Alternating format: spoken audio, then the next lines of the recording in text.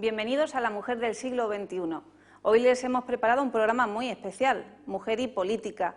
Para ello nos acompañan mujeres que un día dieron el paso y se decidieron a participar de forma activa en la vida política. Queremos que nos cuenten su experiencia y que también planteen qué problemas han encontrado y qué retos de futuro tienen. Pero antes de presentarlas, quiero que hagamos un recorrido sobre aquellas ideas o temas que vamos a abordar a lo largo del programa de hoy.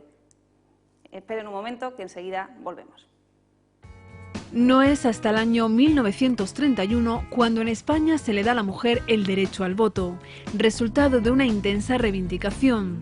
A partir de la democracia comienzan a sucederse los cambios necesarios para que, además del voto, la mujer tenga voz. Fue en la segunda legislatura cuando se aprobó la Ley de Igualdad, que garantiza que las mujeres participen activamente en la política en términos de paridad. ¿Qué líneas de pensamiento han de trazarse para alcanzar la igualdad real? ¿Por qué el poder en los partidos políticos está en manos de los varones? ¿Está la mujer preparada para gobernar? ¿Qué obstáculo hay en las propias mujeres para alcanzar posiciones de poder?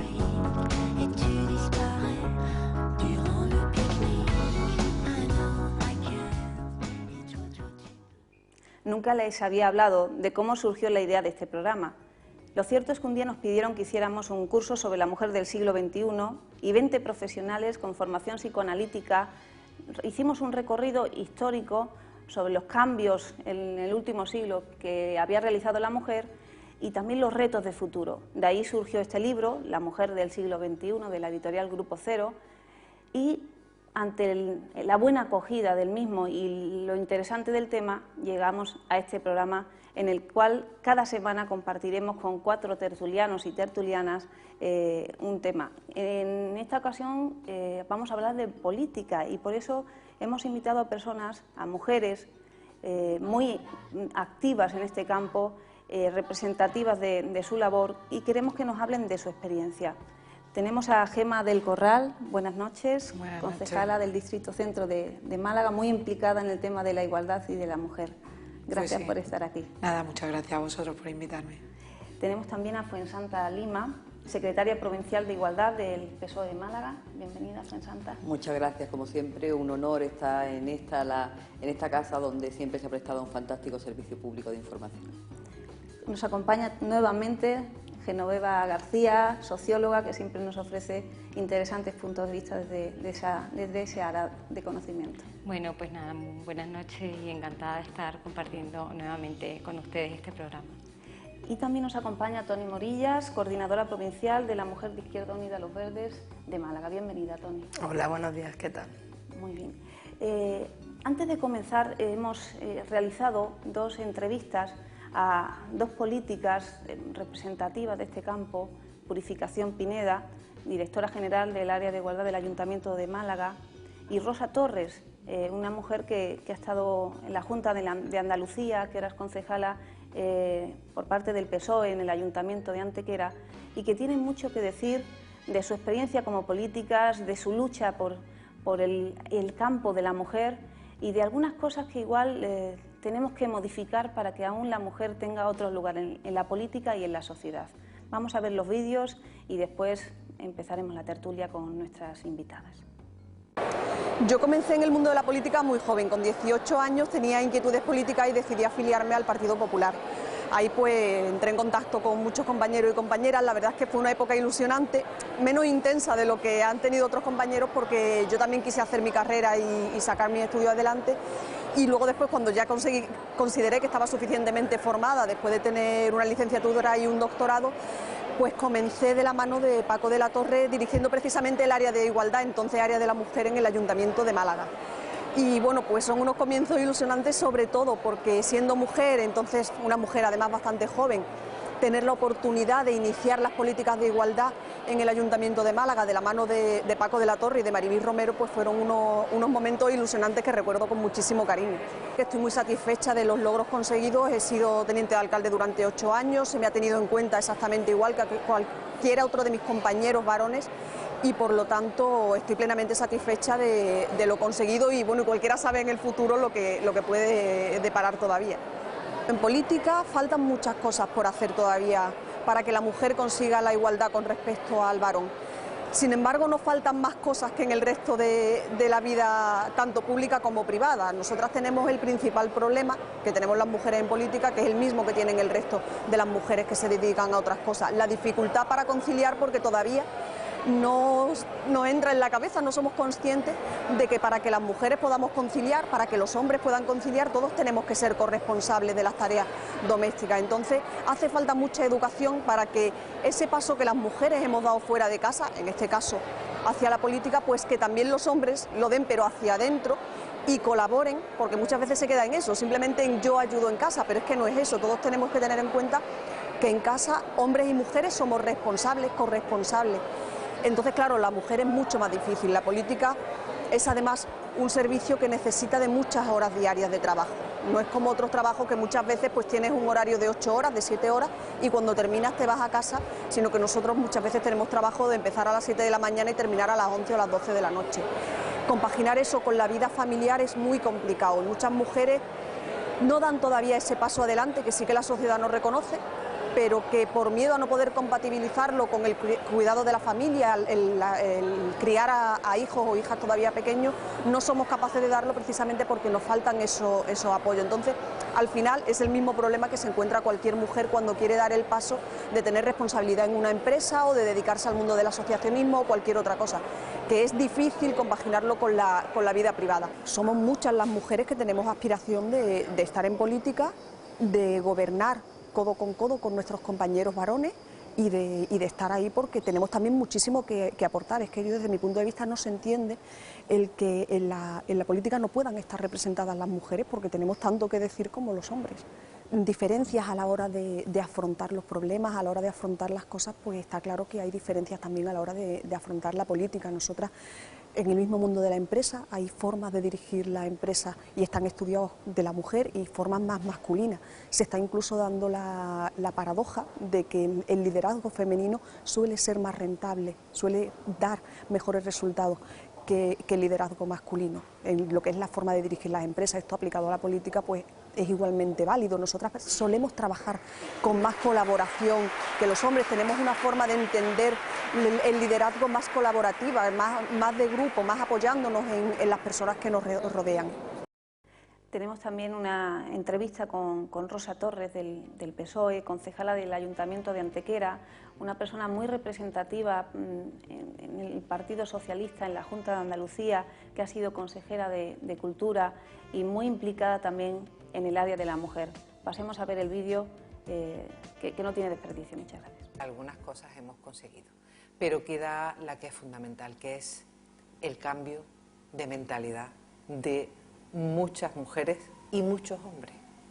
Es un cambio de cultura, es lo que decía antes, comprender que no se puede desperdiciar las capacidades que tienen las mujeres, ¿no? Y eso ya es, quizá tenemos la urdimbre, tenemos los trazos gordos de las políticas que de alguna manera consolidan los derechos de las mujeres, pero nos falta el bordado.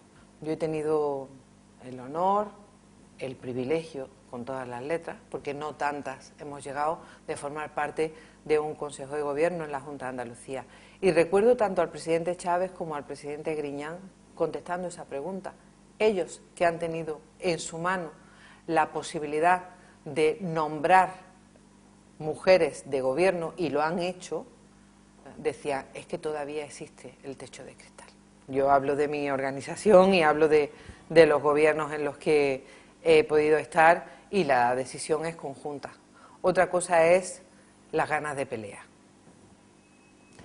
Yo no sé si las mujeres todas tenemos algo de mises, por aquello de que cuando preguntan a las mises, ¿no? Todo el mundo dice, yo la paz en el mundo. Pues no sé si las mujeres tenemos esa cuota de mises que nos lleva siempre a buscar la paz, a rehuir el conflicto, a no querer dañar la organización o la institución, a huir de la pelea. Hay momentos de bajón en los que piensas, bueno, ya está bien, ¿no? Ahora ya que venga alguien.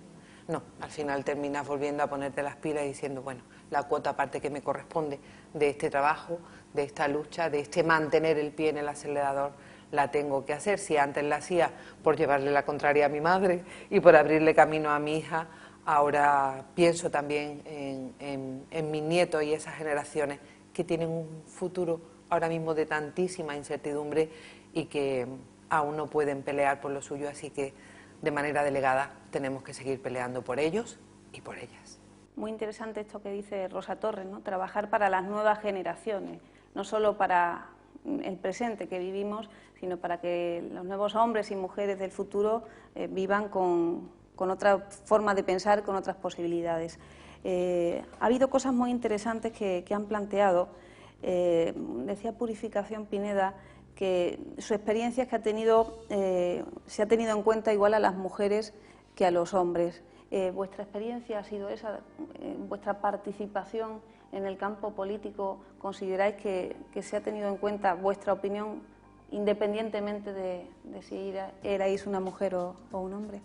Yo entiendo, si me permiten las compañeras comenzar, entiendo que los espacios hombres y mujeres nos los tenemos que buscar con nuestro trabajo. Y ese espacio se gana con el día a día. Los respetos no se imponen, sino que se ganan, pues eso, yendo día a día, demostrando. Es cierto que las mujeres tenemos que demostrar muchísimo más en cada uno, y sobre todo en el ámbito público y sobre todo en el ámbito político. Es cierto que también, hoy por hoy, muchas de las mujeres venimos de manos de hombres. También es cierto que hay también muchos hombres que han entendido que con raciocinio pones tu trabajo encima de la mesa, las líneas que quieres seguir y continúa hacia adelante. Pero yo creo que las primeras que tenemos que ser conscientes que el camino lo tenemos que marcar nosotras, somos nosotras mismas, cada una en nuestro ámbito, y que no tengamos que estar dependiendo de que nos digan sí o no, sino estar seguras de que lo que estamos planteando es lo justo. Porque cuando las mujeres nos dedicamos a la política, obviamente con un objetivo común, que es poder representar a todos y a todas, pero también luchar por esos derechos, pero sobre todo nos dedicamos a la política para cambiar las cosas. ¿Ha sido también vuestra experiencia? Bueno, yo creo que mentiría si dijera que se valora de la misma manera a las opiniones de las mujeres que las de los hombres en la política, como en cualquier otro ámbito de la vida, de lo público y de lo privado. Es decir, nosotras tenemos que demostrar todo doble y triple y 4 veces más. El proceso de construcción de la autoridad, tanto pública como privada, es un proceso mucho más complejo. Y lo vemos con ejemplos, pues por poner un ejemplo de la esfera pública, no tiene el mismo valor ni la misma credibilidad ni genera el mismo respeto entre la gente, no digo ya dentro del partido, pero entre la gente en el ámbito que sea, cuando habla una mujer o cuando habla un hombre. Muchas veces diciendo exactamente lo mismo, pero se percibe que el grado de respeto y de credibilidad que se le presta a las palabras y a los actos de una mujer no es lo mismo, y ahí queda muchísimo por avanzar. Podemos seguir avanzando y planteando fracturas, ¿no? Porque las mujeres, y si eres mujer y eres joven, pues ya el Festival de la Alegría, o si eres mujer y mayor, y persona mayor también, o si eres mujer e inmigrante. Es decir, si nos ponemos a sumar la fractura, vemos como en el fondo el que se tome en consideración tu opinión no es la tuya como individua, ¿no? O como individuo, sino que es una cuestión que tiene más que ver con la consideración social como colectivo. Y no me gusta utilizar la palabra colectivo porque no somos algo perdón, tengo la garganta fatal, no somos un sector minoritario, pero colectivo en tanto que compartimos una serie de condiciones vitales, y en ese sentido la valoración social que es de las mujeres todavía es una valoración de inferiores, y es una valoración otras veces no tanto de inferiores, sino de roles diferentes a los que tienen asignados los hombres. ¿Lo has sentido así, Toni? Yo en muchos momentos de mi militancia y de mi vida lo he sentido así, lo siento todos los días en las labores que realizo como concejala del Ayuntamiento de Málaga, como diputada provincial, el que evidentemente cuando un diputado o un concejal se dirige a una compañera de corporación no lo hace en absoluto en los mismos términos que lo hace cuando se dirige a un compañero, incluso desde la inconsciencia, es decir, no lo planteo como algo de los hombres malísimos. A veces pasa, por ejemplo, te dicen qué guapa estás. Sí, bueno, comentarios, aquí, es decir, podríamos alargarnos con comentarios de corte paternalista o con apelativos que no son tu nombre, ¿no? Y que en fin, cuestiones con las que yo creo que nosotras batallamos día a día. Batallamos día a día, unas veces con una sonrisa, otras veces con una sonrisa y mucha mala leche, otras veces con una salida de tono. Es decir, esa batalla yo creo que la tenemos todas y las tenemos en nuestro espacio más cotidiano y evidentemente en los espacios públicos donde hay una disputa de poder, pues mucho más. Vamos, yo no. Ahora, creo que en ese sentido lo más interesante es plantear la batalla no en términos individuales, aunque lamentablemente, ¿no?, pues aquello del patriarcado y de la discriminación de género tiene vivencias muy personales y una implicación personal e individual que trasciende otro tipo de discriminación y otro tipo de cuestiones. Pero plantearlo de manera colectiva me parece que es lo fundamental. ¿Cuál es tu experiencia, Gemma, al respecto? Hombre, la misma que la de mis compañeras, sin duda. Siempre ha habido dificultades en nuestro ámbito, en el ámbito de la política.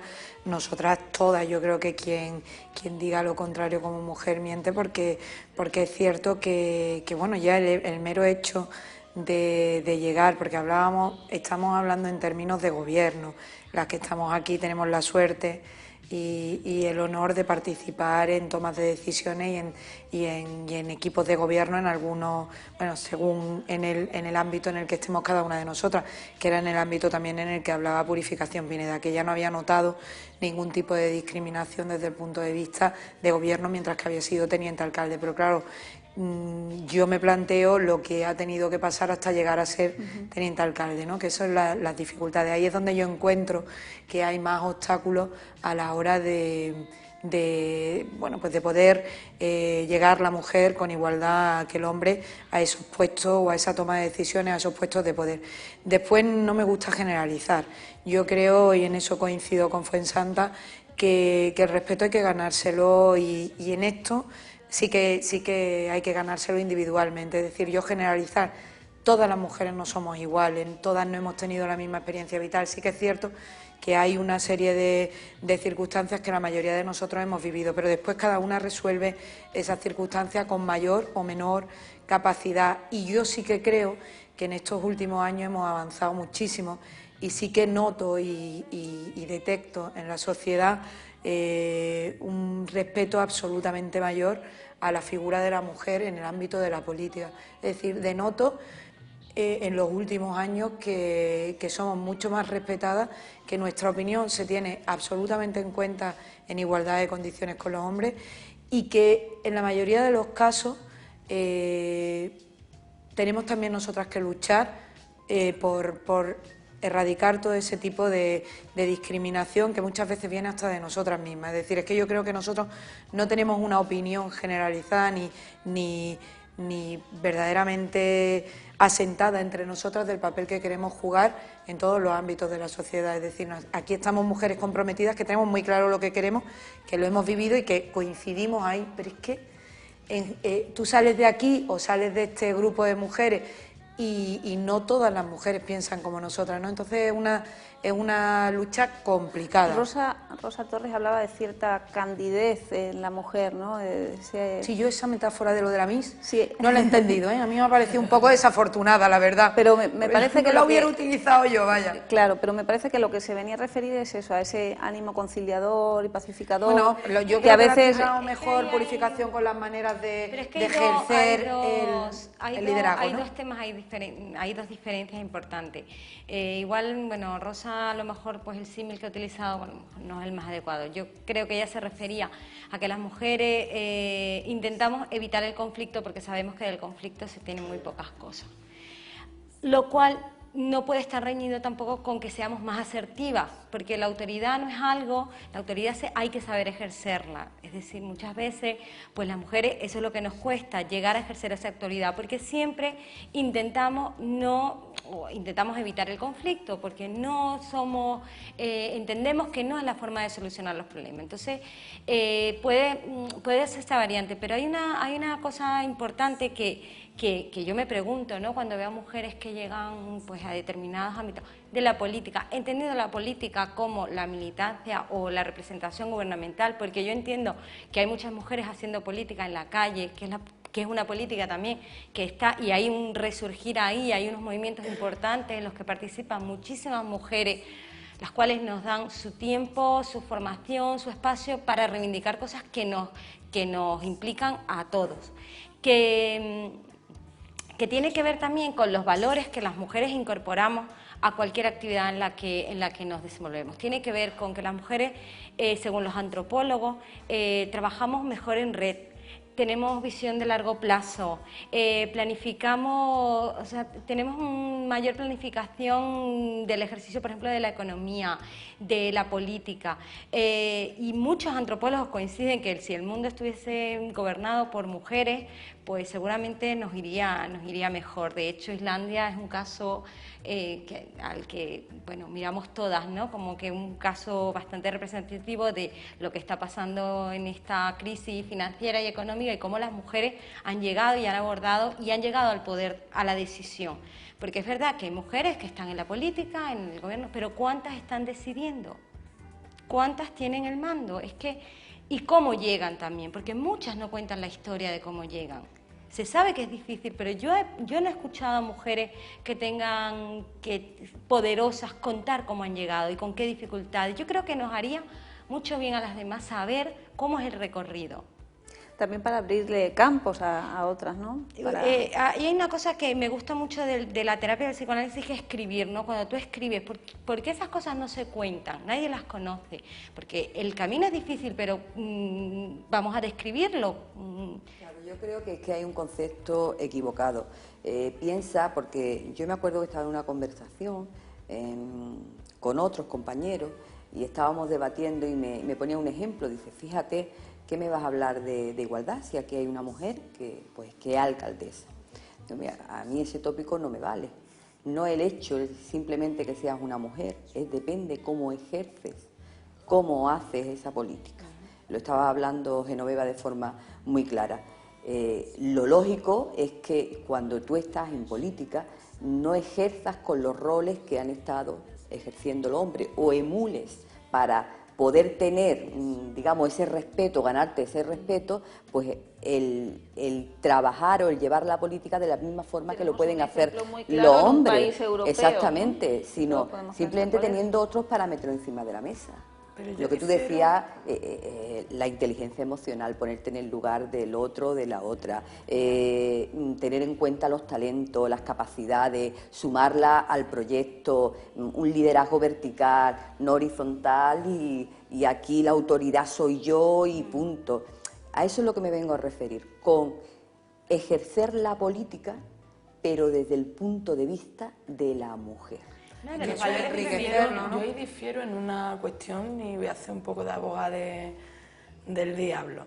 Yo entiendo el proceso, lo que planteaba Genoveva, y el proceso que desde planteamientos feministas se ha dado de no entender la igualdad como un llegar a ser hombre, ¿no? Que es como se planteó durante muchísimo tiempo. El conquistar la igualdad era conquistar las mismas maneras de ser, de estar, los derechos, etcétera, etcétera, que tenía el hombre, que era el que era ciudadano. Para contrarrestar ese planteamiento hay todo un proceso de puesta en valor de lo que venían siendo los roles y los valores atribuidos a las mujeres, ¿no? Algunos de los elementos que señalaba Fuensante y que señalabas también tú, Genoveva, el tema de funcionar con dinámicas más cooperativas, de fomentar una forma de autoridad más horizontal, etcétera, etcétera. Pero yo creo que corremos un riesgo también si etiquetamos en ese proceso de puesta en valor, etiquetamos el ser mujer con determinadas formas de ser mujer, porque, y ahí yo Aquí creo... hay 5 y somos muy diferentes. Claro, yo creo que afortunadamente el ser mujer, pues hoy por hoy es muy poca cosa porque dependiendo del contexto histórico, cultural, de tus condiciones de vida, etcétera, etcétera, tu desarrollo como mujer es diferente, aunque haya determinados elementos que comparte. Y a mí lo que sí me parece es que el reto es cómo hacer para que cada uno y cada una seamos como queramos ser y cómo nos construyamos independientemente de que hayamos nacido con un sexo o con otro. Y ahí pues habrá compañeras mujeres que entenderán la política de una manera y las habrá que la entendamos de otra con toda su diversidad, igual que hay hombres que la entienden de una manera o de otra.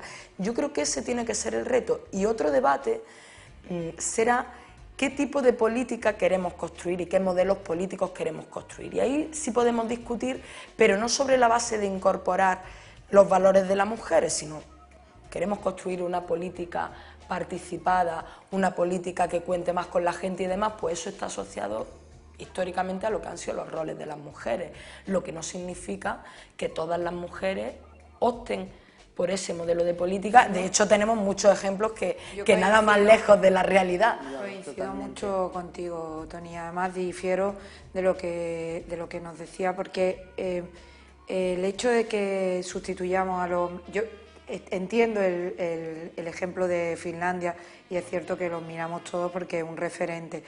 Pero bueno, yo tampoco quisiera pensar que extender el modelo de Finlandia iba a solucionar el problema de la igualdad. Yo en eso estoy con Tony. Yo creo que nosotros tenemos que ir hacia un modelo que integre de la misma manera a hombres que a mujeres, porque esa es la visión global, ahí es donde tenemos que ir y creo que eso es lo que nos permitirá evolucionar. Yo no creo, sinceramente, que nuestro reto o nuestro objetivo sea sustituir al hombre, quitar al hombre para llegar nosotras. No creo que ese sea el objetivo y tampoco creo que haya que generalizar en la forma de hacer política masculina o femenina. Dentro de que efectivamente hay algunas características que no son comunes a casi todas mujeres y a casi todos ellos varones, después cada uno de nosotros somos individuales y tenemos una forma de hacer política distinta. Además, eso se nota mucho en la forma de hacer política cercana, fundamentalmente en la municipal, que ya después más, yo creo que eso se diluye más conforme va subiendo de administración, va a la autonómica y después a la nacional, es distinto porque pierde cercanía con la ciudadanía y en consecuencia tu forma de hacer política es distinta. Yo creo que en la municipal, en la cercanía a la gente, en el estar, tú puedes ejercer muy bien un liderazgo femenino y una manera de ser que tampoco tiene nada que ver con tu compañera del pupitre, o sea, de la mesa de al lado en la misma junta de gobierno. Y yo creo que eso es lo que enriquece a los equipos, lo que nos permite estar cercanos a la gente y lo que además hace que la gente empatice con nosotros y cada uno de nosotros. Y lo contrario nos separa de la gente. Es decir, un discurso feminista radical, absolutamente cerrado y yo creo que nos separa ahora mismo de la realidad. Pero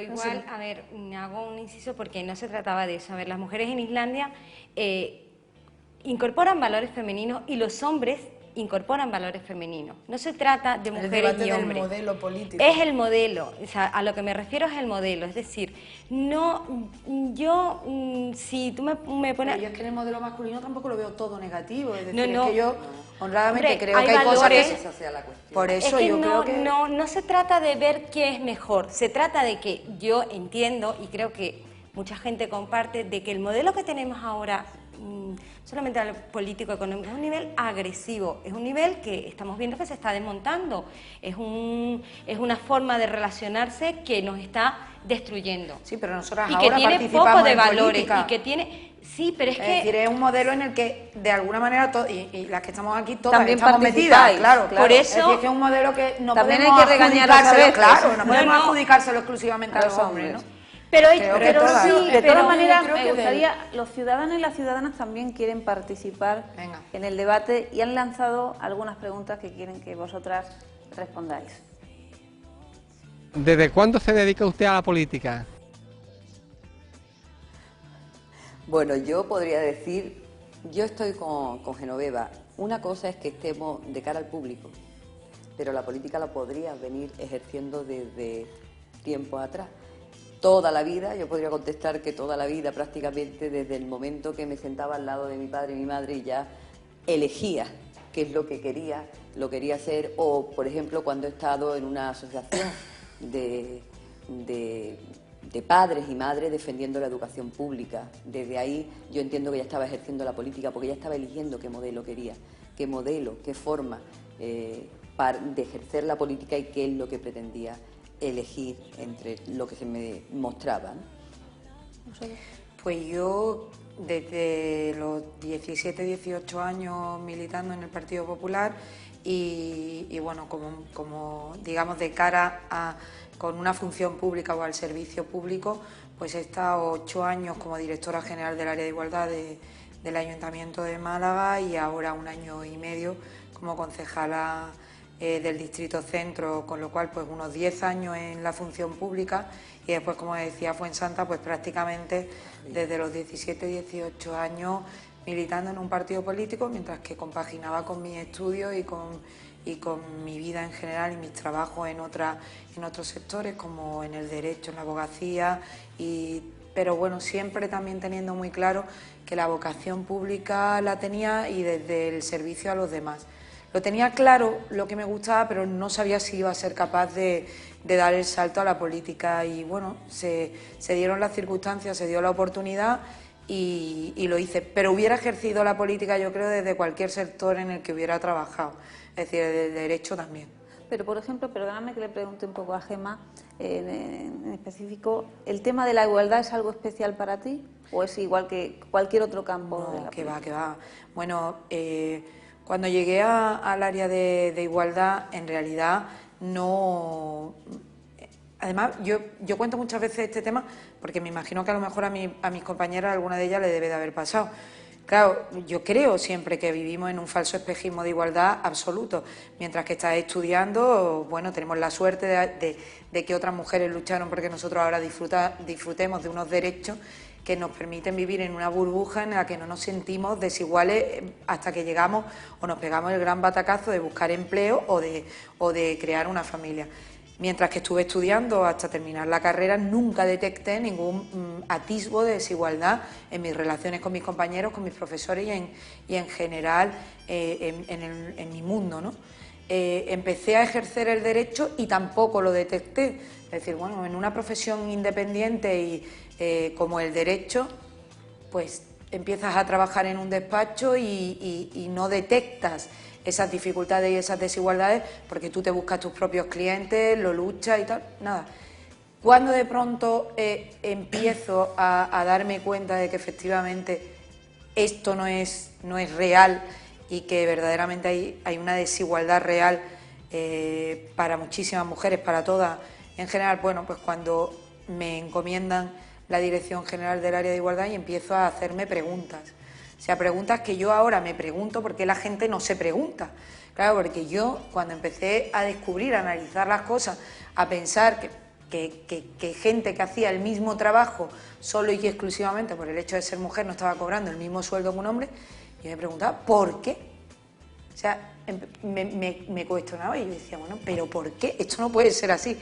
Y a partir de ahí empezaba a tirar del hilo y empecé, claro, ya por responsabilidad, a formarme, a estudiar, a analizar y a darme cuenta de que había muchísimo trabajo por hacer y que además las que habíamos tenido la suerte de estudiar, de formarnos, pues teníamos también la desgracia de estar metidas en una burbuja en la que otras mujeres no estaban y seguían en el siglo XX y en el siglo XXI viviendo unas desigualdades que otras a lo mejor no teníamos en esos momentos de nuestra vida. Y pensé en un mundo globalizado que no basta con lo que nosotras vivimos aquí, que tenemos que luchar por lo que viven muchísimas mujeres fuera de aquí y que creo que esto es una causa común. A partir de ahí me pareció una causa de justicia social, para mí, una de las más importantes que tenemos ahora mismo en el mundo y a partir de ahí de lleno me metí en la lucha por la igualdad real entre hombres y mujeres y ya me marcó y a partir de ahí pues ya no entiendes la vida sin poder ir avanzando todos los días en algo de eso y ayudar a la gente que ahora tiene otras responsabilidades que tú tenías antes, en colaborar y en echar una mano de la manera que sea, porque todas evolucionen, todas. Toni, enseguida nos cuentas tu experiencia, pero antes vamos a publicidad.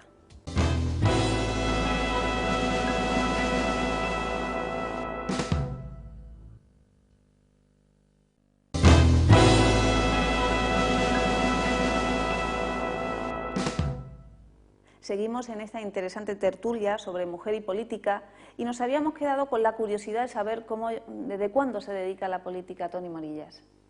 Bueno, yo empecé a militar en el instituto, en el movimiento estudiantil, cuando eran todas las movilizaciones por la reforma de la Ley de Educación. Fue cuando empecé a vincularme y a organizar la asociación de estudiantes y una asociación cultural que organizábamos teatro y demás, y a partir de ahí empecé a militar políticamente. Después me afilié a las Juventudes Comunistas en mi pueblo, y precisamente uno de los elementos de los que tomé conciencia y que de alguna manera me empujaron a dar un paso más y a tener un compromiso político de otra manera y a través de otro instrumento, fue que cuando nosotros pasábamos al instituto, y ya en el instituto la mayoría de las mujeres, la mayoría de las compañeras de mi clase se iban o a hacer peluquería o a trabajar en el taller de confección, que trabajaban entre 12 y 13 horas diarias. Eran unas niñas trabajando por 4 duros, y ellos, la mayoría, pues iban o a hacer la FP o a trabajar en las tapicerías. Y para mí aquello, que lo recuerdo y lo cuento muchas veces, porque para mí fue, yo tendría 14, 15 años cuando tomé conciencia de esa situación, y era la doble situación de, por un lado, de explotación, ¿no?, y por otro lado de la diferencia ya a la hora de elegir a qué te ibas a dedicar. Claro, el camino, pues luego ya sabemos cuál era, ¿no?, que muchas compañeras, pues como estaban trabajando tantísimas horas, cuando decidían ennoviarse, o esto parece que estoy hablando, no he cumplido 30 años, parece que estoy hablando de hace un siglo, y no hace algo menos de 15 años. Yo creo que la política hay que desligarla del concepto de la militancia en el partido y del concepto de la función pública, porque la política es con lo que nos desayunamos todos los días y con lo que nos acostamos todos los días. El que el pan cueste 1,5 euros en vez de 1 euro es política, el que yo pueda tomarme un café para desayunar es política, y la dedicación a ser cargo público, que yo llevo pues algo menos de un año, desde las últimas elecciones municipales, es algo absolutamente temporal. Lo que no se altera es el compromiso con los principios y, en mi caso, con la convicción de que el mundo tal y como está organizado no es justo y le hace la puñeta a la mayoría de la gente. Y esa convicción de que es necesario cambiarlo, yo sé y estoy convencida de que la voy a tener siempre, y eso se traducirá pues en estar liándola, por utilizar un verbo, en la asociación de vecinos de mi barrio, o en la asociación de mujeres, o como ahora, pues intentando defender los intereses de los malagueños en el Ayuntamiento de Málaga. Tenemos al otro lado de la línea telefónica a Natalia Enguix, presidenta de la Asociación de Mujeres Politólogas de Granada, compañera de pensamiento de Genoveva, que la hemos invitado para que nos hable también desde ese otro punto de vista de la política. Bienvenida, Natalia. Hola, buenas noches. Muchas gracias por estar aquí con nosotros. A vosotros. Desde vuestro punto de vista, desde tu punto de vista, ¿cuál es la situación de la mujer en la política en nuestro país? Bueno, pues yo creo que en la actualidad las mujeres hemos avanzado mucho en lo referente a la participación y en el ámbito político. Yo creo que las mujeres participamos en cuanto al sufragio activo en la misma medida que participan los hombres. La diferencia creo que está no tanto en el sufragio activo, en la participación, en las elecciones, ejerciendo nuestro derecho al voto, sino más en lo que es el sufragio pasivo. En la pasada legislatura ya se estableció la ley de igualdad, que establecía la paridad con respecto a las listas. Sin embargo, luego vemos que ese ejercicio no se lleva a cabo. ¿Cuál es tu lectura al respecto? Hombre, mi asociación es una asociación que llevamos muchísimos años trabajando por promocionar la participación política y comunitaria de las mujeres. Y para nosotros ha sido un logro importantísimo la aprobación de la Ley de Igualdad. Lo que pasa es que, bueno, que tenemos esa igualdad formal, pero nos falta la igualdad material, el poder ponerla en práctica y el poder ejercer los derechos como ciudadanas de pleno derecho. Incluso se habla de los varones, de los partidos, que son los que de alguna forma toman las decisiones. Digamos, ¿está vedado de alguna manera el camino a la mujer, a esa toma de decisión? ¿Por qué se le denomina de esta forma a estas personas que toman las decisiones y no se habla de políticos que deciden, órganos de gobierno? ¿Por qué se apela de esta manera, no? Bueno, yo creo que es que tradicionalmente y todavía en la actualidad las mujeres seguimos estando excluidas en un principio del ámbito público y excluidas de los círculos de poder y decisión. Los partidos políticos se estructuran en función de una política androcéntrica en las que los varones, los hombres del partido son los que toman las decisiones, porque tienen círculos de poder que se retroalimentan entre ellos. Y nosotras necesitamos pues crear alianzas y sobre todo poder tener experiencia, ¿no? Adquirir esa experiencia que se nos ha negado a lo largo de la historia. ¿Y qué consejo les daría a las mujeres que están en la política activamente actualmente y a las nuevas generaciones cómo acceder a esos círculos de poder? ¿Qué consejo les darías? Yo apuesto principalmente por crear redes de alianzas en las mujeres que forman parte de un mismo partido político, no crear rivalidades, que desde mi punto de vista no creo que se creen, nosotros no somos las culpables de no estar ahí. Yo creo que tenemos un trato discriminatorio dentro de los partidos y a través incluso de los medios de comunicación. Se nos exige más y obtenemos menos con el doble esfuerzo. Entonces tenemos que vernos como compañeras y vernos como aliadas dentro de los partidos políticos. Porque si una de nosotras alcanza una cuota de poder, sabemos que detrás de eso vamos muchas. Porque creamos sororidad y creamos confianza en el resto de compañeras. ¿Hay ministerios, hay secretarías que ejerzan típicamente mujeres? ¿Hay discriminación o diferencias de género al respecto del ejercicio de estas funciones? Sí, las mujeres tradicionalmente y actualmente también ocupamos siempre pues, secretarías que están muy feminizadas, educación, igualdad, sanidad, todas las secretarías y luego en los ministerios se traduce de la misma medida que vienen asignadas por nuestro rol de género.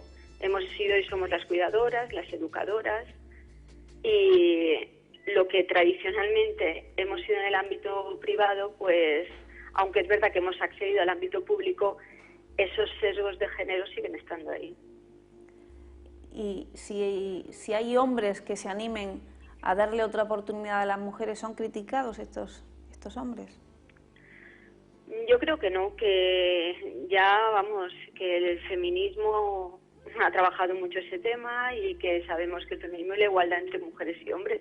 Y yo creo que los hombres y los compañeros que están dentro de un partido político entienden eso perfectamente. Y creo que tenemos que verlos como compañeros y trabajar todos a una. Y no creo que tengan que ser nuestros enemigos, al contrario. La política es el bien común. Y es el bien común de hombres y de mujeres. Hay que construir una democracia paritaria en la que hombres y mujeres trabajemos conjuntamente y obtengamos la misma representación. ¿Y por qué hay tan pocas mujeres al frente de gobiernos? ¿Qué está ocurriendo en ese sentido? Hombre, si empezamos a pensar, hay que empezar a pensar en positivo. Las mujeres hemos adquirido mucha formación, hemos accedido a carreras universitarias,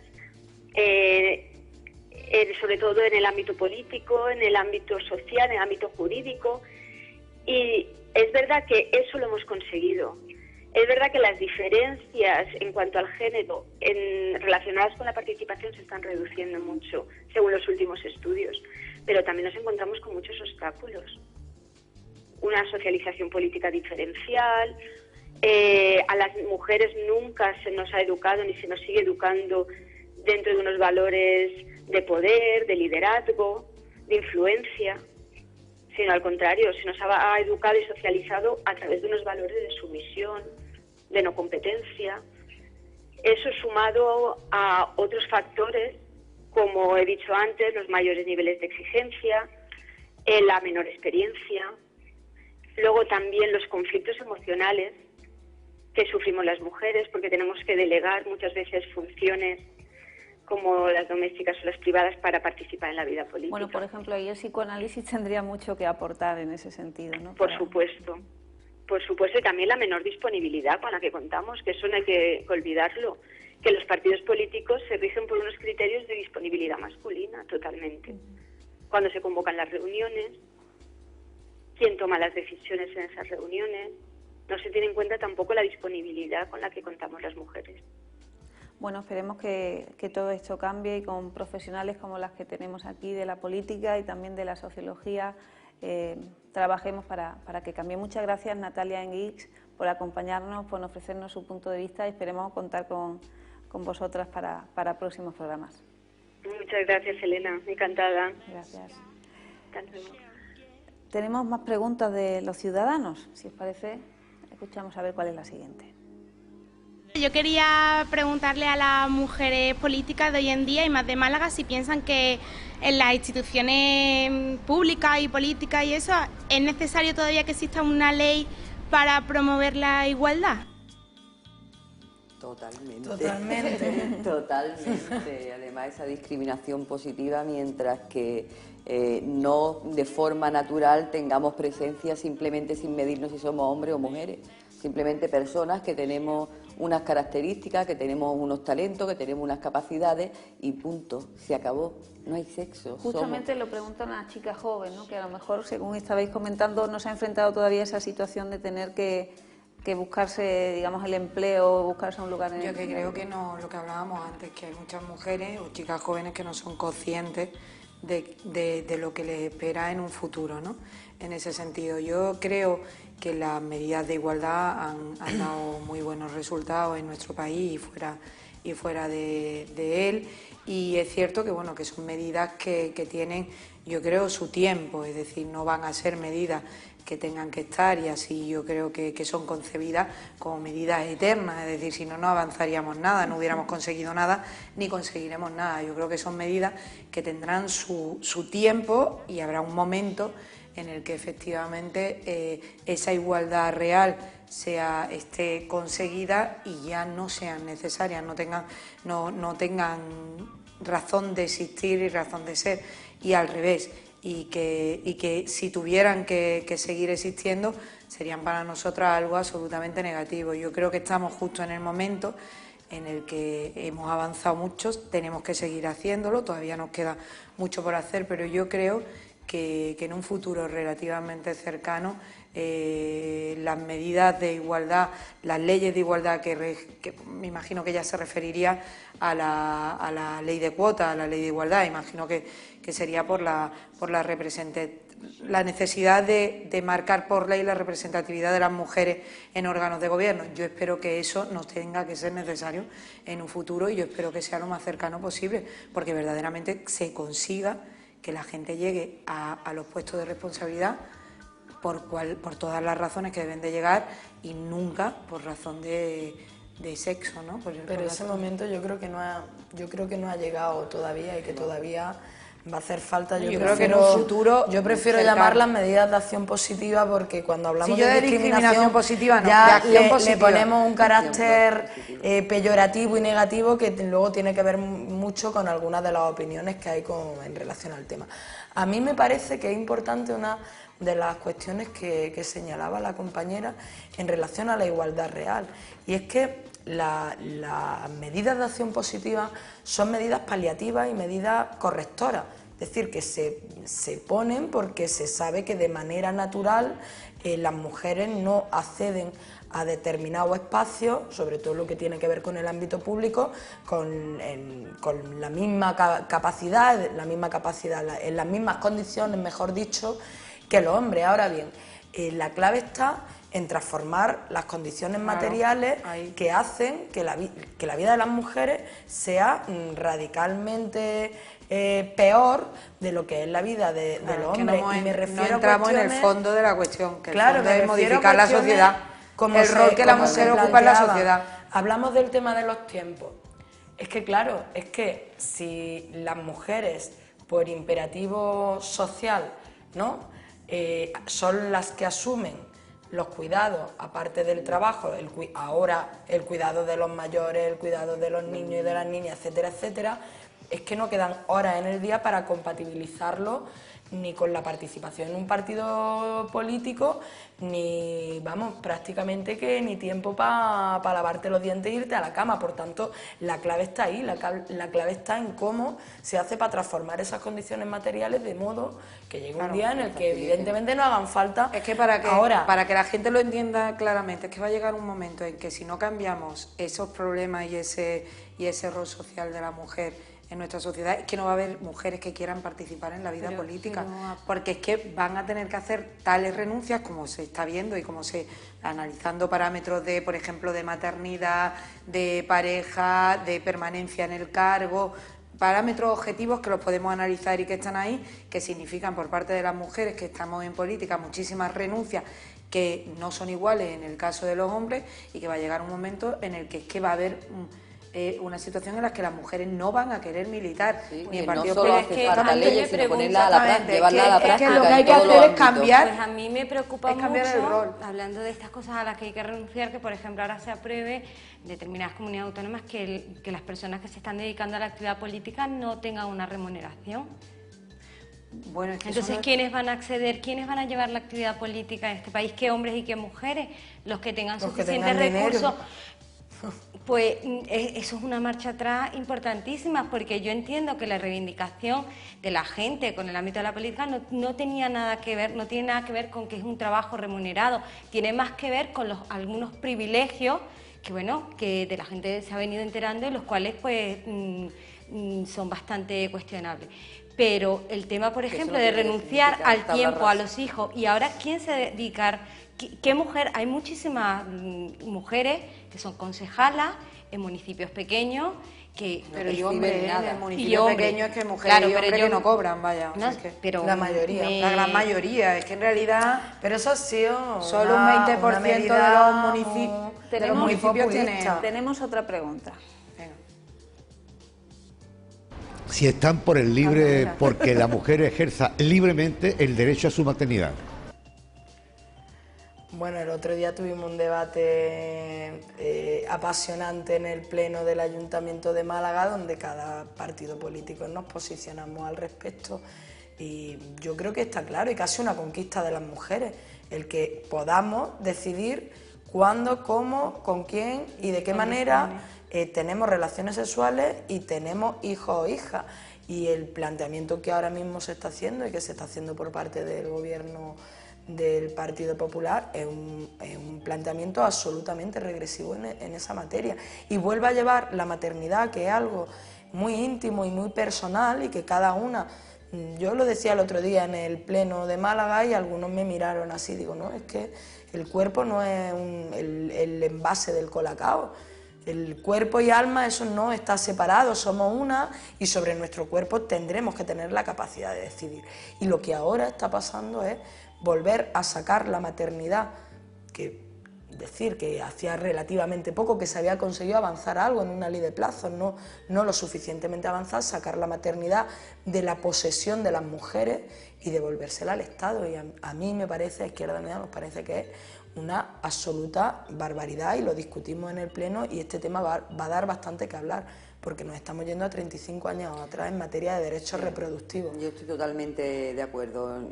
Ya, de hecho, todavía no se ha llevado a cabo, pero ya se planteaba por parte del Partido Popular pues la modificación de esa ley que tanto nos ha costado. Lo decía lo decía Toni, que no solo se trabaja en las medidas preventivas y en la educación sexual y demás, sino además que podamos decidir sobre nuestro propio cuerpo, o sea que vamos, es que estoy totalmente de acuerdo, o sea que no tenga que venir a decirnos nadie cuándo debemos y cuándo no debemos tener a nuestro hijo o a nuestra hija, simplemente lo que queremos es decidir, ser libres de decidir en qué momento. Por lo tanto, estoy totalmente de acuerdo en que si algo se debe de modificar la ley, siempre es para progresar, para mejorar desde la cohesión social, teniendo en cuenta pues, los parámetros de las profesionales, de los profesionales y de las personas que ejercen y que ponen en marcha esas leyes, pero nunca para dar pasos hacia atrás, por supuesto. Yo es que a mí, yo contestaría a Antonio Herrera, que es el que ha hecho la pregunta, que absolutamente de acuerdo con él. Yo también creo en la maternidad libre, pero desde el momento en el que en este país, en el siglo XXI, la mujer tiene acceso a los métodos anticonceptivos, la maternidad es absolutamente libre. Yo decido cuándo quiero ser madre y cuándo no, porque tengo métodos para evitar que ser madre. Es decir, no estamos en un país tercermundista, no estamos en otro momento de la historia, estamos en un momento en el que las chicas jóvenes que tienen relaciones sexuales libres, que no son menores de edad, o sea, desde el punto de vista que no son tuteladas, es decir, son chicas que tienen acceso a estos métodos anticonceptivos, los deben de utilizar, ellas y ellos, ojo, no hablo solamente... Y si no se utilizan, pero, tienen que cargar toda la vida Toni, con una decisión que no pero han Toni, tomado. es que entonces cambiamos el discurso. Es que lo que no podemos es generar la trampa de unos están a favor de la maternidad libre y los otros estamos en contra de la maternidad libre. No, es que estamos hablando exactamente de lo mismo. Yo estoy a favor de la maternidad libre, pero yo soy una persona que decido cuándo quiero ser madre. Y como tengo métodos que están a mi alcance para evitar ser madre cuando no quiero serlo, pues los utilizo y después no tengo que generar ni un problema, porque claro, nos quedamos con la parte... ¿un problema por qué? Nos quedamos, hombre, un problema. Nadie se fija en los problemas que vienen posteriores a la hora de generar un aborto, a la hora de hacer un aborto, etcétera. Yo creo que tendríamos que hacer un esfuerzo mayor en educación sexual, en prevención de embarazos no deseados, y a partir de ahí, cuando eso lo tuviéramos perfectamente correcto, que ahí es donde yo creo que está el error, porque ahora mismo, hace 2 días veía unos datos que decían que van a empezar a hacer más estudios porque se ha triplicado el uso de la píldora poscoital en los últimos años. Al final es que estamos hablando de lo mismo, de una mala educación sexual en este país, que lleva unos efectos que son... Habrá que invertir en educación sexual, pero lo que no se puede es lanzar un mensaje de que en este, de que todo vale, es decir, de que tú te equivocas o tomas una decisión equivocada o la libertad sexual por encima de cualquier otra historia y después lo arreglas con un aborto. La libertad de poder decidir. Pero en los casos de claro, pero si tú puedes decidir ser madre o no serlo. En los casos, por ejemplo, cuando no quieras serlo, utiliza un método anticonceptivo y punto. Pero en los casos, por ejemplo, de malformación, que es uno de los temas que más ha surgido, es decir, póngale el caso que tú, pues, libremente ejerciendo el ejercicio de sexualidad, pues quedes embarazada y ahora te encuentras con el problema de que viene una criatura, viene un niño o una niña que tiene una serie de malformaciones con las cuales tú no puedes, no quieres, no te encuentras capacitados para...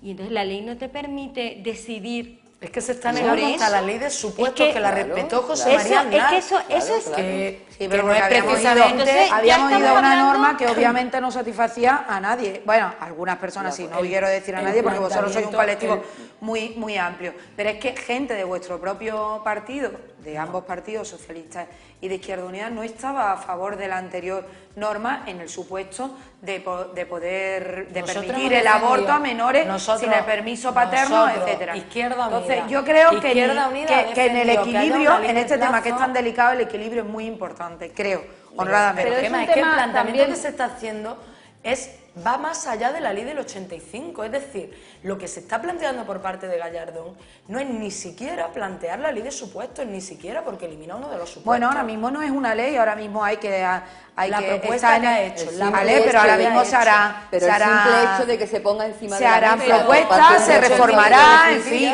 yo creo que ahora se negocia en el tiene Parlamento, mucho que ver con la unión entre mujer y madre, que tampoco se termina de separar esas dos cosas, ¿no? Y digamos que eso lastra muchas veces la independencia de las mujeres, ¿no? Esa idea de que, y lo hablaba también Purificación, ¿no? La conciliación. Parece que siempre que hablamos de mujeres hablamos de familia y no todas las mujeres quieren ejercer esa posibilidad de ser madres, o ser madres también implica que los padres pueden hacerse responsables también de la crianza de sus hijos, que no solo porque seamos las mujeres capaces de concebir y de dar a luz las que tengamos que cargar con una función del que es más de la especie, pero porque ¿no? concebimos, porque parimos, también tenemos derecho a decidir cuándo no queremos en ese momento interrumpir un embarazo. Además, tener un hijo es un proyecto para toda la vida, un proyecto a largo plazo, entonces eso no puede estar sujeto a la decisión de alguien que se le ocurre sin el consenso. La mayoría de la gente... ¿Quién te obliga a Pero es que un hijo, embarazada? Es que no te obliga a nadie. Un hijo es algo que es para toda la vida.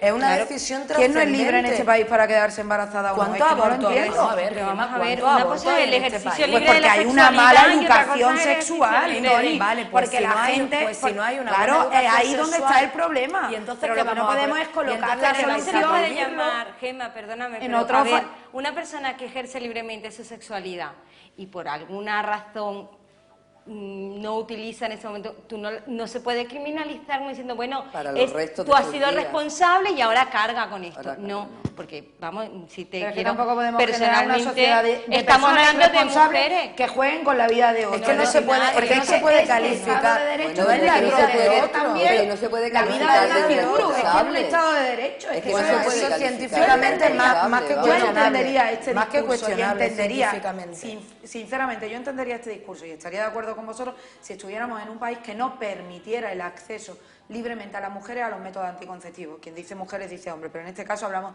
de la maternidad y lo estamos hablando desde una posición individual de mujer. Como yo tengo acceso a esos métodos, desde el mismo momento en el que tengo acceso a esos métodos, yo soy responsable de mi futuro, de lo que yo quiero para mi futuro. ¿Quién me está obligando a mí a ser madre? Pero entonces, ¿quién? ahora ¿cuál es el planteamiento? Hacemos como que en este país no hay aborto, vamos a dedicarnos a la educación sexual y, entre tanto, que las mujeres que abortan porque van a abortar por razones miles, no vamos a entrar. Es decir, el tema de los supuestos es porque una persona no quiere ser madre o porque no tiene los ingresos económicos que le permitan mantener un hijo y dice, no quiero. ¿Qué es lo que se va a hacer con toda esa mujer? Pero, Toni, lo es cierto que hay otras es alternativas. Que se lo Es que hay gente que está... este tema es que da hay para un otra programa. alternativa. Tenemos otra pregunta. Eso, que está muy complicado. Yo le preguntaría que si realmente piensan que las mujeres tenemos menos oportunidades de llegar a cargos importantes en la política, si realmente lo creen así o ya hemos superado todas esas etapas.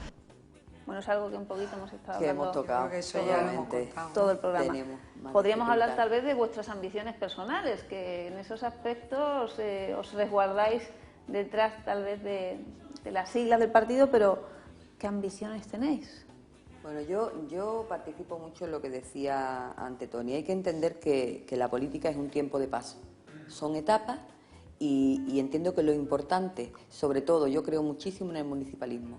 En el momento en el que tú salgas a la calle y no tengas las fuerzas para levantar la cara y atender a un vecino, a una vecina, retírate de la política.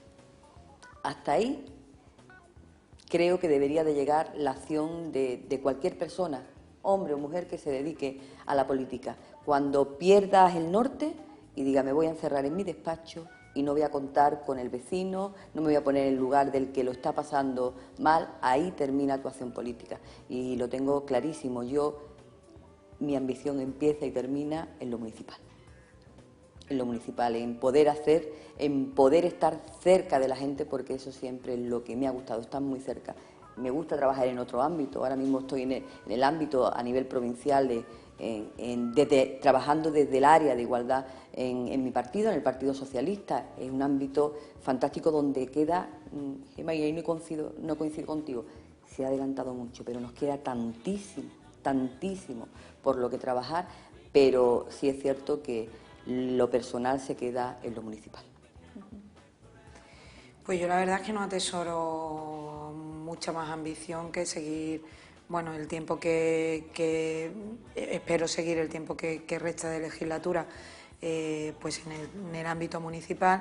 Y después yo creo que comparto con Fuensante y me imagino que Toni dirá lo mismo.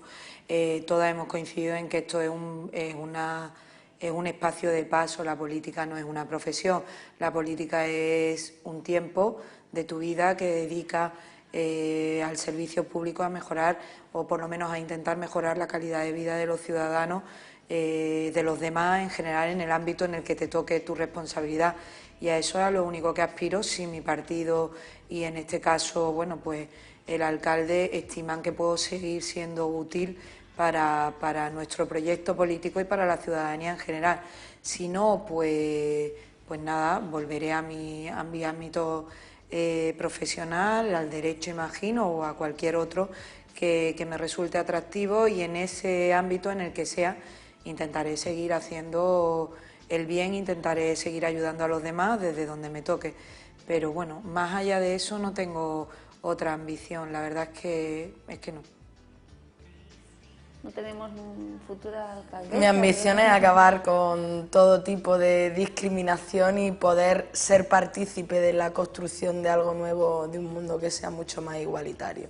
Así que en esa voy a estar, me toque donde me toque, ya lo he dicho antes, yo no entiendo esto como la dedicación de una manera remunerada como algo para toda la vida, pero el compromiso político sí. Mi ambición es que algún día yo pueda ver que este sistema que se sustenta en una distribución completamente injusta de la riqueza, pues se le pueda dar la vuelta, y en esa voy a estar. ¿Y Genoveva, tu perspectiva? Bueno, yo ambiciones políticas la verdad es que no tengo ninguna porque no pertenezco, pero vea nuestras políticas ambiciosas. Pero sí es bueno decir que mi ambición como ciudadana, y es que me gustaría ver más mujeres, pero me gustaría verlas en las habitaciones principales, me gustaría verlas pulsando los botones de decisión directa, me gustaría verlas en Islandia, como en Islandia, o sea, mujeres que cuenten con hombres, con valores femeninos, construyendo un sistema económico, un sistema social y político que no destruya y deje pues esta sangría que estamos viviendo ahora. Es decir, esa es mi ambición, ¿no? Donde pues tengamos un horizonte a largo plazo, donde podamos sentirnos orgullosos, ¿no?, de lo que estamos haciendo, y que mi hija no tenga que lidiar, por ejemplo, con temas de igualdad porque esto ya se superó, que no tenga que a lo mejor pasar por... que todas las mujeres, independientemente de donde nazcan o en los municipios donde estén, tengan las mismas oportunidades, ¿no? Y también todas las personas. De todas formas, también me encantaría que pudiéramos darle la vuelta a la concepción que tiene la ciudadanía de los políticos en general. Creo de verdad que tenemos que recuperar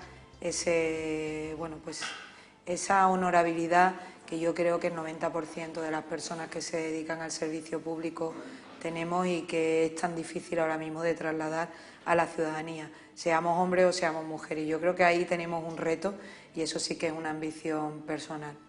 ¿Y qué mujeres de la política nacional o internacional son referentes a nivel personal, opinión personal, son referentes para vosotras? Uy, tantas. Yo antes que decir nombres, porque te podrías dejar muchas fuera, creo que hay muchas mujeres anónimas que hacen política y luchan día a día y que son capaces de generar grandes transformaciones trabajando en red con otras mujeres. Por eso no me atrevería a decir, hay tantísimas mujeres en la historia, tantísimas mujeres que actualmente están haciendo, independientemente de que estén en un partido, que estén en otro partido, que estén en un colectivo, mujeres que están luchando por la igualdad, pero sobre todo yo creo que a las que teníamos que poner en un pedestal son a esas que no le vemos las caras y a las que intentamos representar y ponerle voz. Bueno, yo podría poner muchos nombres, pero me quedo también y a modo casi que de homenaje también, ¿no?, con todas las mujeres que hubo el 25S rodeando el Congreso y a las que les metieron una tunda de palos bastante importante por parte de la policía y estuvieron allí defendiendo la democracia y defendiendo sus derechos y que no se les recorten cuestiones como la sanidad, la educación, etcétera, etcétera. Me quedo con esos rostros de mujeres que ponen la cara, que ponen el cuerpo para defender su vida y para defender la vida de los que vienen por detrás. Pues yo, al igual que mis compañeras, no quiero decir un nombre, aunque yo tengo un referente en política y me gusta, ¿no? Pero bueno, por no quedarme con ninguna, yo precisamente me quedo ahora con todas las mujeres políticas que tampoco lo están pasando bien, porque creo que ejercer de verdad con responsabilidad el cargo para el que te han encomendado y por el que te han votado a día de hoy no está siendo fácil para nadie. Creo que estamos en una situación muy complicada y que estar al otro lado también de la repulsa y de las quejas y de alguna vez las reivindicaciones tampoco está siendo fácil. Creo que todas estamos también en el mismo barco en ese sentido y yo me quedo con esas políticas que ahora mismo están aguantando el chaparrón, pensando que están haciendo lo mejor para este país. Yo me quedo con las mujeres que hacen política en la calle, yo me quedo con las mujeres que están en movimientos sociales, me quedo con las mujeres que trabajan en asociaciones, mujeres que, como dice la compañera, no las vemos. Me quedo con mujeres que han cambiado también y que han devuelto la dignidad a los pueblos, como las mujeres, por ejemplo, las madres de la Plaza de Mayo en Argentina, que devolvieron la dignidad a través de un sufrimiento personal importantísimo. Eso es un guiño también latinoamericano. Pero me quedo con todas esas mujeres que, bueno, que día a día pues, nos levantamos e intentamos cambiar las cosas, modificar las cosas, crecer, formarnos, educarnos. Y creo que es un momento propicio para que podamos empezar a funcionar también de manera diferente, ¿no? Yo creo que es nuestro momento. Has hablado de Latinoamérica, ¿no? Allí tenemos algunos referentes de mujeres al frente de sus países. ¿Destacarías algo del ejercicio de gobierno que están llevando a cabo? Bueno, por ejemplo, la presidenta de Brasil, una mujer, un compromiso social importantísimo que ha recogido el testigo de un hombre que, bueno, que realmente Brasil, una recuperación económica y social importantísima. Tenemos mujeres también en Nicaragua, mujeres que también han estado allí en las comunidades indígenas. Por ejemplo, hace poco vinieron 13 mujeres ancianas a trasladarnos un discurso que tenía que ver con la economía del bien común de diferentes comunidades indígenas, vinieron a Madrid.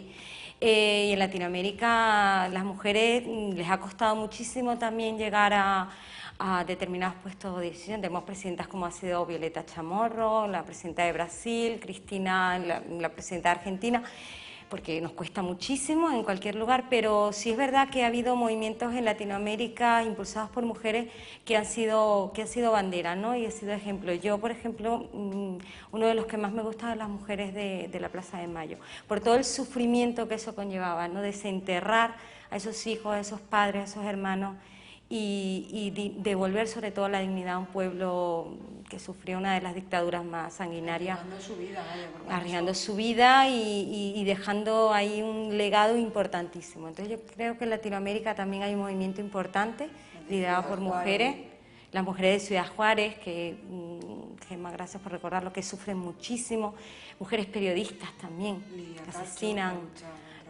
por intereses de los narcos, de la guerrilla. O sea, hay muchísimas mujeres en el mundo haciendo política, dentro de los ayuntamientos, en los municipios y también en la calle. Por ejemplo, de Cristina Kirchner se ha hablado y se ha denigrado de alguna manera, como si hubiera llegado al poder simplemente por ser la esposa de Héctor, sin tener consideración pues toda la trayectoria que haya podido tener en la política hasta llegar hasta ahí, ¿no? Y a veces yo creo que eso no lo hubieran hecho en el caso de que hubiera pasado del otro lado, ¿no? Lo hablaba la compañera, hay que demostrar siempre el por qué estoy ahí, porque claro, en el caso contrario no, pero es que tiene que dar la explicación. ¿Lo está demostrando Cristina? Yo creo más que, allá de opinión. A ver, independientemente de las trayectorias personales, yo creo que por ejemplo ahora mismo a Hillary Clinton no la relaciona nadie con el anterior presidente de los Estados Unidos, con Bill Clinton. Tiene una personalidad propia y tiene una manera de hacer política propia.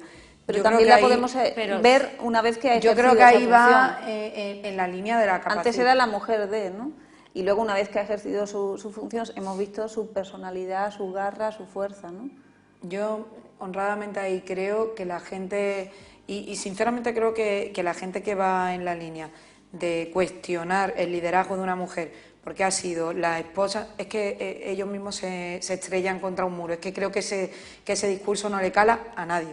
O sea, yo creo que la gente no se queda con ese concepto para nada. O sea, tú puedes vivir de con ese San Benito X tiempo, pero ser presidenta, además yo creo que Cristina, si no me equivoco, Fernández de Kirchner lleva ya su segunda legislatura. Es decir, eso a lo mejor te dura los 2 primeros años, que es una manera como otra cualquiera de intentar hacer mella a tu rival político. Pero creo que de verdad que es que no cala ese mensaje en la ciudadanía, porque es que en realidad no tiene ningún tipo de sentido. Y al contrario, es que desgraciadamente nos ha dado al contrario o sea, no tenemos esa experiencia porque al contrario no lo hemos vivido. Entonces es difícil. Pero yo creo que en el juego político, si hubiera sido al revés, hubiera habido una presidenta del gobierno que posteriormente su marido hubiera ejercido el liderazgo, le hubieran hecho lo mismo. Honradamente no creo que ahí sea por el hecho de ser mujer. ¿Y hay deseos? ¿España está preparada para tener una presidenta? ¿Hay deseos de que exista una presidenta? Perfectamente, claro, vaya. Por supuesto, está preparada para que haya una presidenta. Si llegará un momento que lo que tendremos que tener en cuenta son las personas. ¿Cuántas mujeres serían capaces de estar ahí gobernando este país? Muchas, como muchos hombres también lo hay. Y claro que está preparada España para Hemos tener tenido una mujer varias vicepresidentas, y lo han hecho muy bien, o sea que yo no creo que haya, no creo que a día de hoy nadie se cuestione que en España pudiera haber una mujer presidenta del gobierno. Lo que pasa es que ahí yo creo que sí es cierto que me he acordado de lo que comentaba la compañera de Granada cuando intervenía, ¿no? Que ahí sí se sigue dando todavía mucho el llevar las tareas de lo privado a lo público, el proyectarlas, ¿no? Y ahí yo creo que también los medios de comunicación ahí tenéis un papel, en tanto que medios de socialización y de generación de opinión y de construcción de roles también, tenéis un papel muy importante, porque lo que sí es cierto, y eso lo hemos visto, y lo hemos visto con dirigentes, ellas, de todos los partidos políticos, que el tratamiento que en muchas ocasiones se le ha dado, y me viene a la cabeza desde María Teresa Fernández de la Vega a Soraya Sáenz de Santa María, porque me han venido algunas imágenes a la cabeza, ha sido un tratamiento en muchos casos muy frívolo y analizando de ellas no tanto la acción política en positivo o negativo como otro tipo de cuestiones que le interesará a la prensa rosa, pero en ningún caso, pero el caso, por ejemplo, a la actualidad política. Cuando se presentó en la revista, cuando se presentó esta, y en vez de llevar un traje galés llevaba un smoking o llevaba un pantalón, aquello de lo que se hablaba era de eso, porque todavía ese es el problema, tenemos que estar siempre... Que sí, que cuando pasa un tiempo ya la gente se convence, pero ese primer impacto siempre vamos a estar, o sea, seguimos estando cuestionadas, ¿no? Seguimos, ¿por qué está aquí? Y eso evidentemente nos perjudica y además que no me parece. De todos modos, yo creo que también hay que tener... Hay un artículo que es muy interesante que se llama Entre el techo de cristal y el suelo pegajoso, que nos recuerda, por introducir algunos elementos también en el debate, que sí, que en las esferas de poder hay el techo de cristal y las mujeres lo tienen más complicado, etcétera, etcétera, pero lo realmente chungo es la mayoría de mujeres que están en el suelo pegajoso, que es el de, hola, si me quedo embarazada me echan del trabajo, hola, me preguntan si me voy a quedar embarazada en una entrevista de trabajo para darme o no, hola, por hacer el mismo trabajo cobro un salario diferente. Y yo creo que la vista fundamentalmente hay que tenerla puesta ahí, porque en la medida en que eso no cambie, todo lo demás va a ser una entelequia y va a ser una imagen, va a ser una fotografía, pero no va a alterar realmente las relaciones de poder que hay entre los hombres y las mujeres, y que donde más se visibilizan es precisamente ahí, en el suelo pegajoso. Bueno, la verdad que el tema de hoy ha sido muy interesante. Muchas gracias por acompañarnos. Vemos que queda mucho camino por recorrer, pero con mujeres trabajadoras como vosotras, la verdad que podemos estar tranquilas y seguir aportando fuerzas y uniéndonos en este camino. La semana que viene les espero con otro tema muy interesante, que envidian las mujeres. No les digo más, pero yo de ustedes no me lo perdería. Nos vemos la semana que viene. Muchas gracias por acompañarnos a lo largo de estos minutos.